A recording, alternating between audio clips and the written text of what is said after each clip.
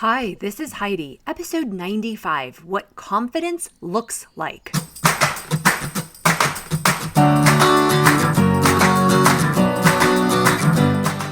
Life isn't a spectator sport. Success comes to those who show up every day with a pocket full of courage, grit, and a little sparkle. I'm glad you're here.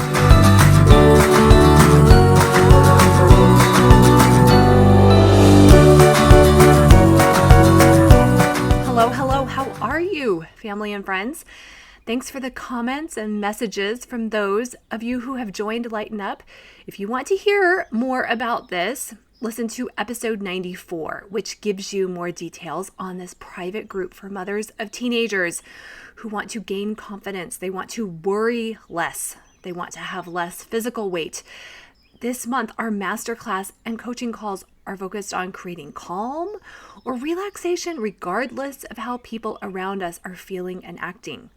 So we're talking about how to not be stressed and anxious when people around us are maybe feeling that way, or how to stay calm when a teenager has a hormonal angry outburst, or how to stay calm when your child repeatedly lies or doesn't do what you ask. It's really possible.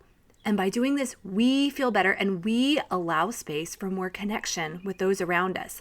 But it takes intention. It requires us stopping some default behaviors, and I teach you quick tools to stay calm.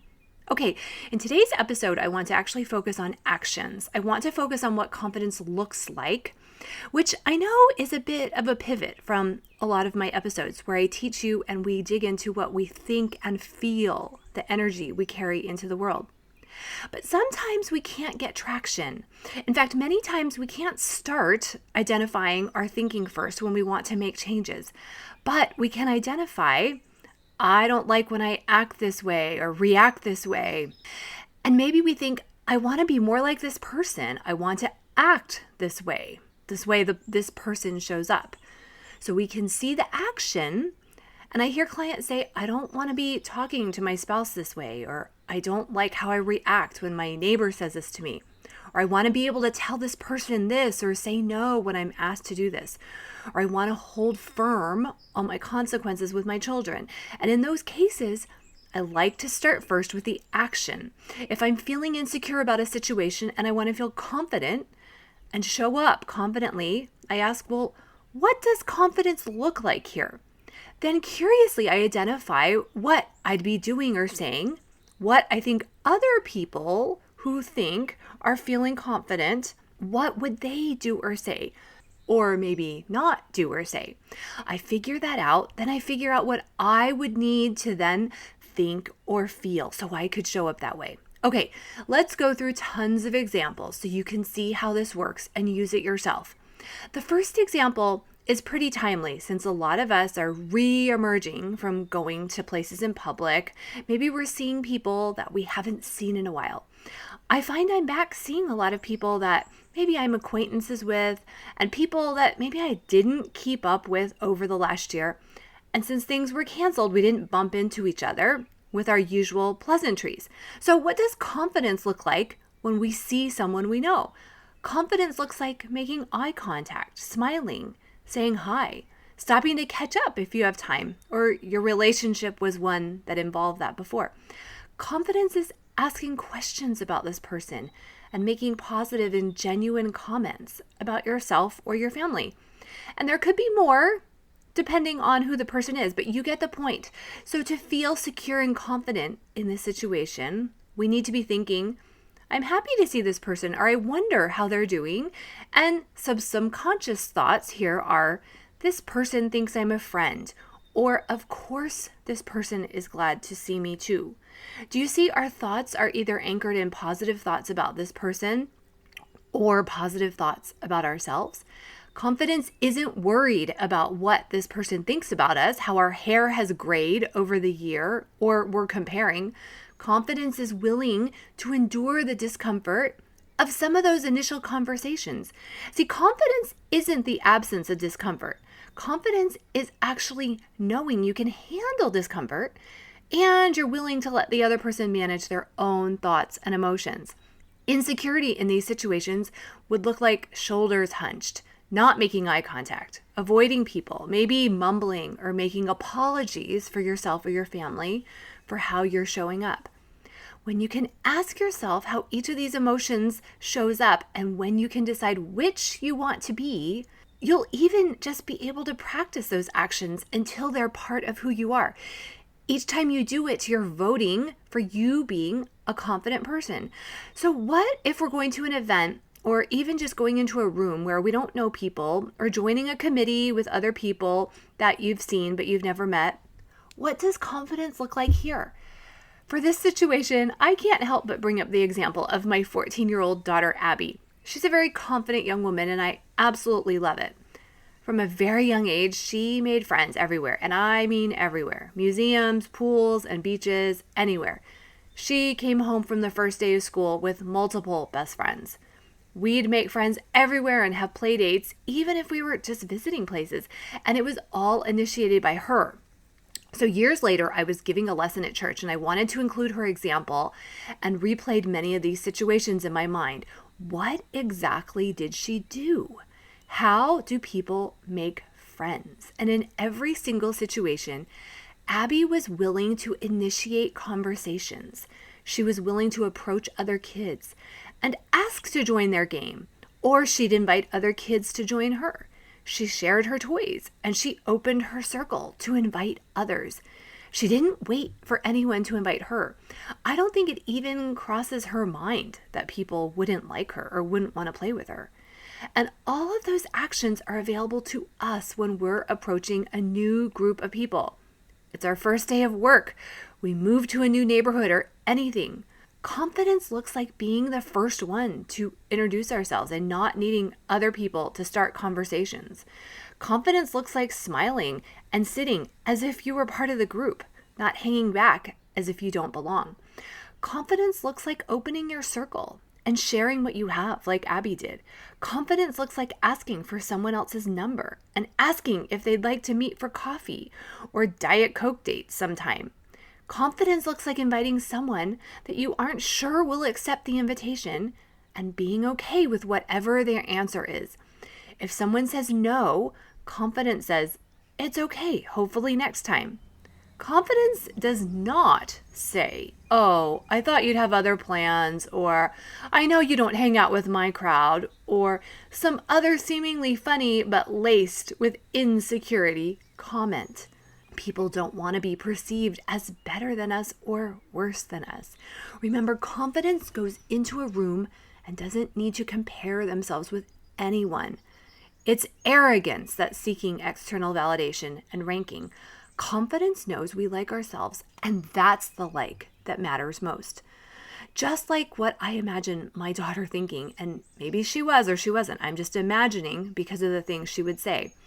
When we can initiate conversations and introduce ourselves, we are anchored in a deeper subconscious belief that people like us, that we like who we are, that we have something to add to the group.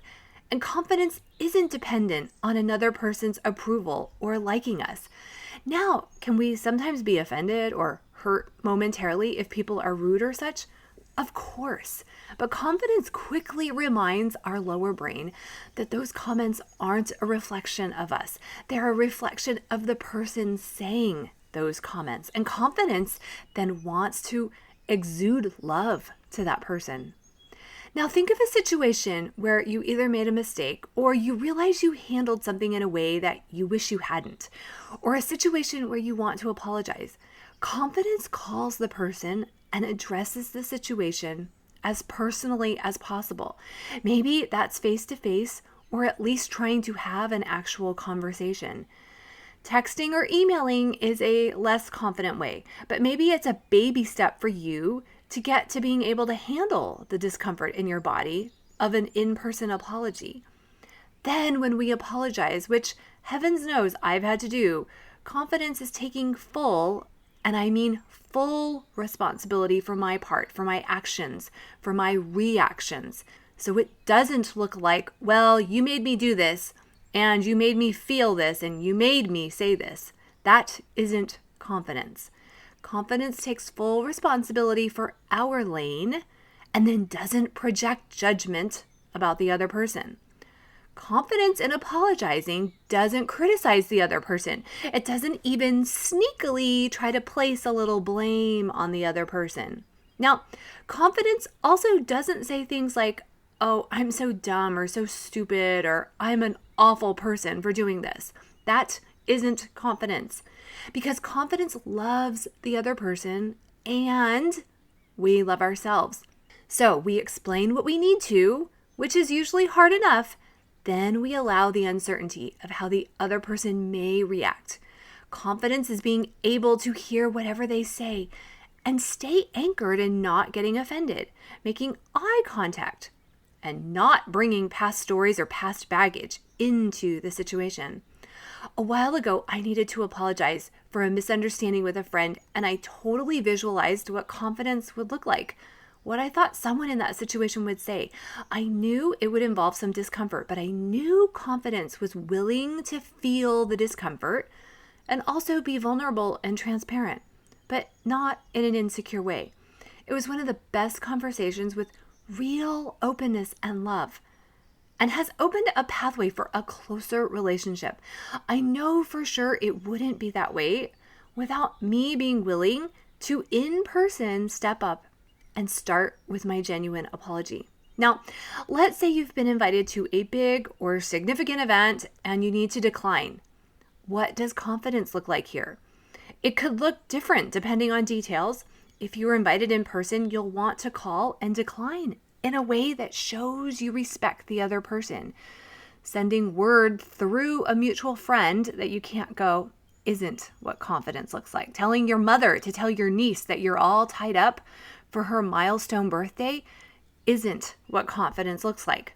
Now, let's say a friend texts inviting you to something and you can't go for whatever reason. Maybe the reason is you're too exhausted. Confidence texts back that you need to decline. This projects we feel the other person has the emotional security to handle the no.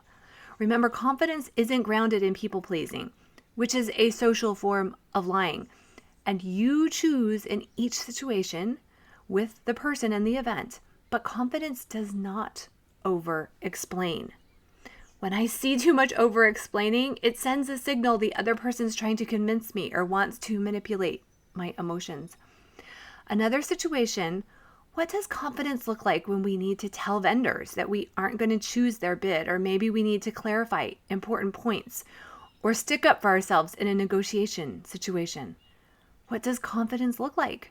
Several years ago, when we finished our basement, I needed to be firm and confident with our contractor, who I really loved, that I was going to hire my own painter, and I wanted him to take his painter and the quote out of the project plan.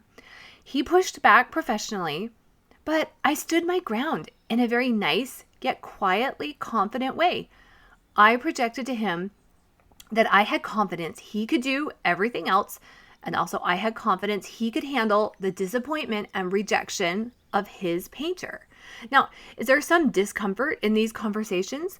Of course there is, but it's just an emotion, a sensation going through my body, and it's an important step in me not disappointing me. These are small ways I show up to cast a vote that I am a confident person. We all have to have these conversations, so plan in your head how you say it. Watch other people or visualize how a confident, not confrontational, just confident person will handle the conversation. It usually involves minimal details or just enough details to be respectful. Confidence is kind. Confidence looks the vendor in the eyes or sends the response in a timely manner. I promise you, the more you get used to leaning in to feeling the discomfort of these confident conversations, the easier they get. And you show your lower brain evidence that the emotion isn't bad. It isn't something to avoid, and it actually means you're growing. Confidence for sure isn't trying to be perfect. Confidence maybe brings the store-bought cookies in the store package and puts them on the buffet table with everyone else's brownies and homemade cakes. And confidence doesn't apologize for them being store-bought. Confidence looks like admitting where we're falling short. Not that store-bought cookies are falling short at all. Not comparing those two. Confidence answers the questions of which colleges your child got into and which they didn't. Confidence shares with trusted friends what's going on in your life. Confidence isn't worried what they'll think about you, but rather confidence seeks connection with peers. Confidence asks the hard questions. I was recently in a doctor's office and they asked me for my driver's license. I gave it to the receptionist for her to scan. Then I sat down. I got uncomfortable and I really wondered, why did she need that? Doesn't that have personal information on it that my dentist may or may not need? So I got up and nicely, not with confrontation, I politely asked her what she needed my driver's license for. And she nicely explained the reason the insurance company needs it. Confidence can question where we have questions and stands up for our needs. Confidence calls and questions charges on bills if necessary. And if you think there are errors, confidence politely asks to speak with someone who can explain or rectify the error. Confidence says no when your values don't align with what you're asked to do, even if everyone else is doing it. Confidence doesn't mind standing out or having everyone point a finger. Sure, there's a pang of hurt, but confidence knows the pang will go away and the fingers pointing say more about the person pointing than about them. Confidence asks others to get back to you with information if needed. In 6th grade, my daughter found the email of the highest school administrator and emailed her asking if their school uniform could include dresses, that she thought the girls might like dresses. As she's about to go now into 9th grade, I think she has no desire for a dress at school. But what I remember from reading her email was after a very cordial and professional exchange with this administrator. Remember, Abby was in 6th grade at the time. The administrator was very respectful to her. Abby then asked if the administrator could get back to her after the deans discussed it. Now, I really have no idea if anyone responded to her. And trust me, they don't have dresses in the dress code now. But I like that she had the confidence to request that someone get back to her. Now, she doesn't see people as above or below her. There are, of course, tons and tons of other situations of what confidence looks like, but you get the picture. Well, actually, I want you to picture what confidence looks like when you're trying to decide how to act and then do it. If you need to repeat over and over the thought that you think that people will act with that confidence are thinking. Maybe it's I belong here, or I like me and I have something to contribute, or it's my job to watch out for my finances or my home or my health. You'll see your sneaky insecure thoughts creep in. I sometimes see mine, then I dismiss them. I tell them they aren't true and they aren't the reality I want in my life. And since my thoughts always show up in my reality, I don't want insecure thoughts. Okay, remember right now you can join Lighten Up as a founding member for only $39 a month. Your monthly rate will never go up. Join now so you can work on your relationship with yourself, with your teenagers, so you can build confidence this summer. Get personal coaching on our weekly calls. Watch other people with the same brain patterns as you get coached. Message me if you have any questions about it. You can learn more and sign up at HeidiBenjaminson.com. A confident mother is the greatest gift to her family. Not a perfect mother. Your family wants you to feel confident, anchored, and calm. I can help you uncover this version of yourself. Have a great week.